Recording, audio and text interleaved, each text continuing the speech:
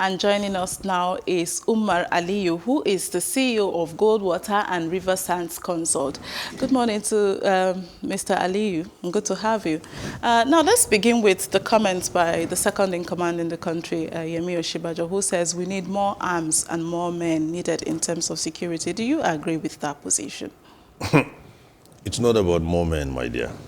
It's not about more men. It's not about more equipment.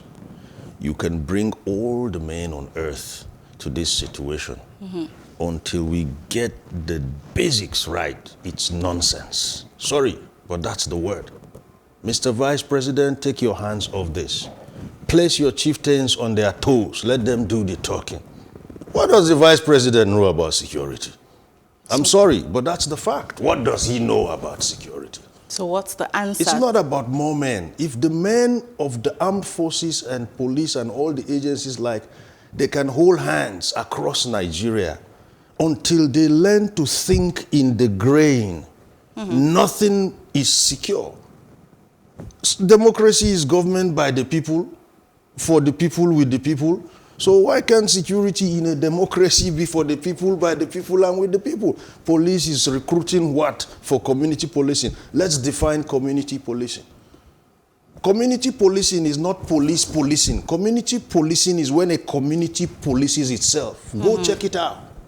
Now the police wants to recruit. It's like giving a man a goat and holding the rope. Recruit for who? Let the community put their acts together, dot their I's, cross their T's, then go meet big brother police for oversight functions. That's all. These guys are idlers, so they're looking for what to do to look busy. That's what comes across to me. So we're going to end up spending more money, bringing in more hands, and nothing will get done. We'll see riffraffs and bandits and also still dancing around us and making life unbearable for everyone. So in your opinion, it's the people who have the solution. The solution is with the people. Listen. Nigeria is too big for any so-called federal might to want to police or secure. Okay. At the federal level, if you want to do grassroots security, it's like spreading a fishing net over tadpoles. So why don't you compartmentalize these sub-functionalities and encourage regional security initiatives, for example, Amotekun, for example, and then you, the federal might, you play the oversized function and stay out of it. You stay out of it. You just go in there to get yourself soiled up in the sand, and you're not going to achieve anything because you are too big and they are too small to be visible for you at your size. So using your favorite word, do the big brother role. That's what I'm saying. All the federal might, as they like to call themselves, need to do with their might is to ensure that they give these little brothers the kind of, listen, put it this way, if I was president or vice president, what I'll be saying is, you know what, come to the table. What do you want to do? We're going to guide you, we're going to play oversight functions, and we're going to actually put you on what we call, say, an incubative period of, say, 11 months, 1 year. If we see you doing well, good luck. If you're not, we proscribe it. You are telling me you want to buy equipment. So not only equipment, buy the whole planet. That's the next question we're coming to. The federal government mentioned that money has been allocated to buy tools and equipment. We don't know what equipment it is. We don't know what they are going to use all of that money for. Let's reason now. Okay. Is the federal government really competent to know what the tools and equipment these people will need? Do you think over otherwise? And above themselves? Do you think otherwise? I do. Let the people themselves decide what exactly they believe are the tools. If it's hose and cutlasses or whatever, look, it can't be from up down. It got to be from down up. What the federal government should be doing right now is to be watching closely and taking notes and getting feedback, because you are going to get first-hand feedback. You are going to get hands-on feedback. These people are going to be giving you their pulse directly.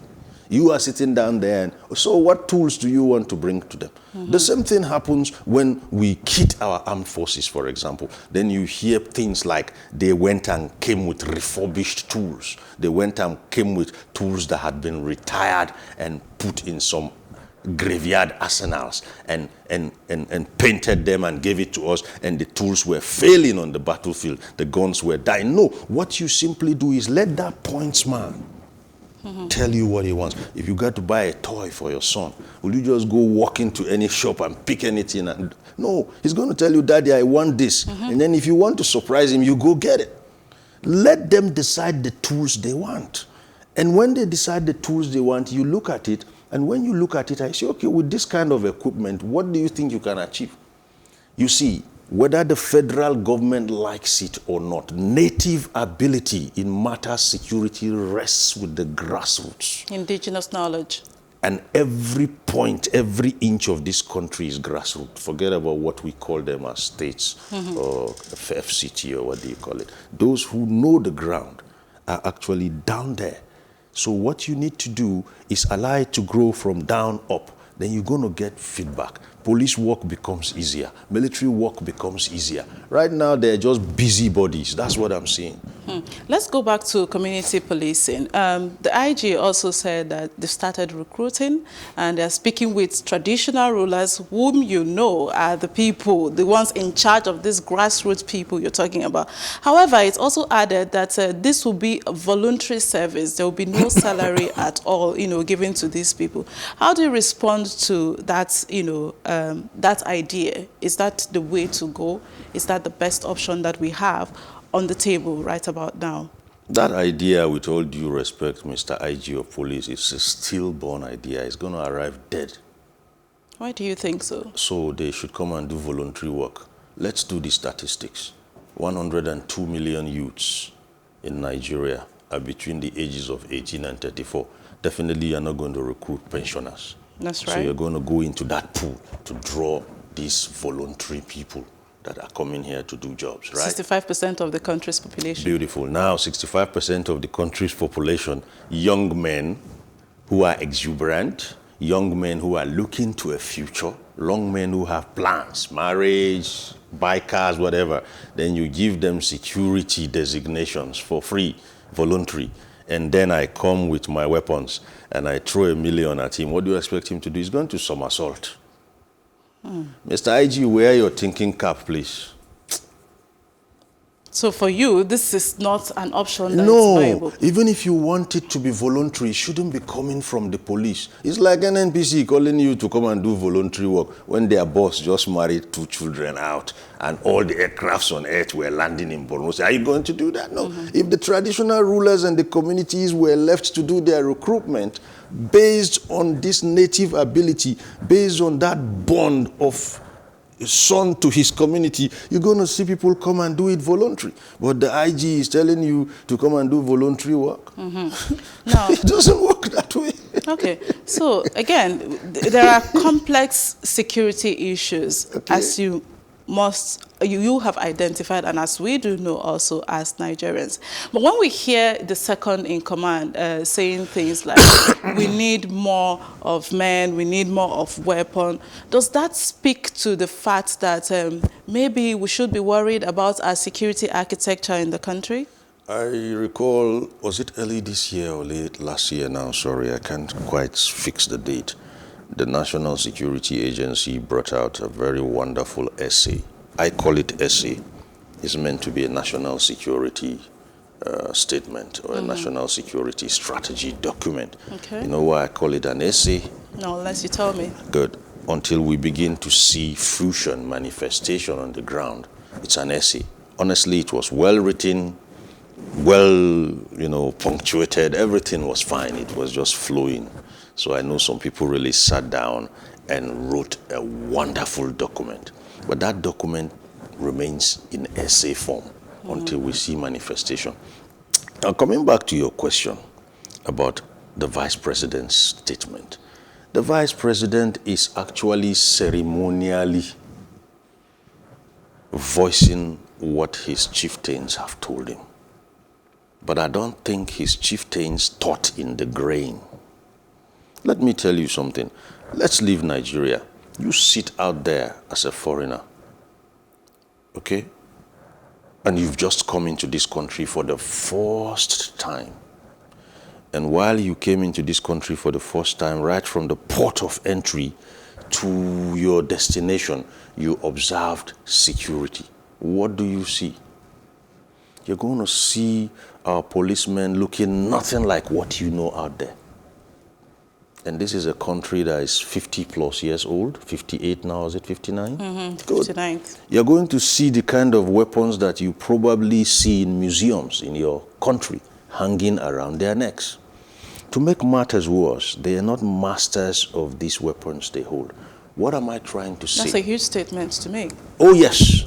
It means we are at risk. If, you are, even me. We just go around by His grace. If your weapon, which you don't produce, continues to discharge accidentally look, the first accidental discharge I had, I was 8 years old. That was Dele Udo in 1979. Dele Udo was an athlete who was jogging to go represent us in an event, and a policeman killed him that early morning. That was the first time I heard of it. I'm sure if I start counting now. So what I'm simply trying to say is, if you don't produce weapons, okay, and you're not the only one using the weapons, that's from our own database at my consoles. We've been able to look at it. The AK-47 Anatoly Kalashnikov weapon is Russian. We're not the only ones that use it. Armed robbers use it, rebels use it, soldiers use it, policemen use it. But it only accidentally discharges in the hands of policemen. What does that tell you? It means they are not masters of that weapon. They're not masters of that weapon. So why don't soldiers do accidental discharge? Why don't armed robbers do accidental discharge? Why don't, you know what I'm saying? Other countries use it, mind you. We're not the only ones. Why don't they report accidental discharge? So you are going to see a situation where whatever the police wants to do now for those community policing endeavors will just end up replicating a policeman. Yeah, it's called shadow mentoring. I take you out, I teach you how to drive. The chances are you're going to actually replicate my skills. Drive in your style. Beautiful. You're going to replicate my skills. So you're going to end up replicating community policemen who will also discharge accidentally, even if you gave them catapults. Right. As an expert in this field in terms of security, what do you now identify as the gaps? Because we are having this conversation because obviously there are gaps in the security system. And when there are gaps, it means that our security is at stake, even as an individual or collectively as a nation. So what are those gaps? The first gap we must fill is one we probably don't want to hear about. By we, I'm talking about my cousins in service. We are yet to have a security audit. I don't think there's ever been one. And the reason why there's not been one is our agencies are allergic to figures. You see, if you don't track anything, you can't measure it. That's right. And if you don't measure it, you can't control it. It's like that for businesses. It's also like that for public what? Offices and enterprises. I know security votes are not accounted for. Okay, that's cool. Security votes are not accounted for. But let's audit the measures you are taking. And then we see whether they match the votes. So there is no what I want to call continuous improvement drive, because you don't measure anything. Anything you get is the result. There are no KPIs. Listen, the kind of security we need in this country is not far-fetched. Really? It's not. Really, it's not. You need to have seen Borno, the same Borno state, you need to have seen Borno state when the GMD and NPC's children were getting married. I was sad. In fact, I wouldn't say I was sad. I was livid. I was angry. You think those insurgents are dumb? They have masterminds. They got information. Somehow they would have known this big man's children are getting married. Private jets had to be cycling the sky and waiting for space to land. My coursemate is a private pilot, an international pilot, and I know what he told me and how long they circled until one took off for them to land. So what security measures did we put on ground for that day to secure these high net worths? So security as we want it is not far-fetched. The problem, as I told you, is that there are no KPIs, there is no roadmap, there is no measurement of, no audits. So anything they give is results. So it's like we have security agencies and chieftains that are doing what Yorubas call Bajue. You are Igbo, sorry. What does that translate to? You are Igbo, right? Yes, I am. It's called Cherikambia. You know what Cherikambia is? Wait until I come. Beautiful. Just keep waiting there. We will see. We will soon come. And they will never come. So basically, if you wanted the last nut and bolt in any security company to fall into place, you're going to give them KPIs. You're going to give them benchmarks. You're going to give them what I call a roadmap. And these things are not hard. It's not for Mr. Vice President to say it. All Mr. Vice President needs to do is, my dear, this is where we want to go. This is the President's vision for security. How do you see your department keying into it? You go write your own scripts. Tell us what you require to execute. Tell us the timelines. That's why you are a general. You bring it, we provide the resources, and on that deadline, if we are not there, you're going home. And he goes back home as general, and he calls his lieutenants. This is our task.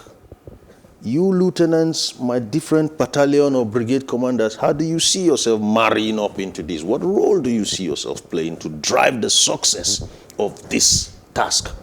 It is from his own task that they draw their mission. It continues to the last boot. And of course, if they are not giving him results, he's going to cut his losses way before he has to go see Mr. Vice President. That is not happening. We get excuses, we see this and that, we get it today, we lose it tomorrow. No, it's not allowed. Thank you very much, Aliyu Umar. We've been speaking with Aliyu Umar, who is the CEO of Goldwater and River Sands, sharing his thoughts there.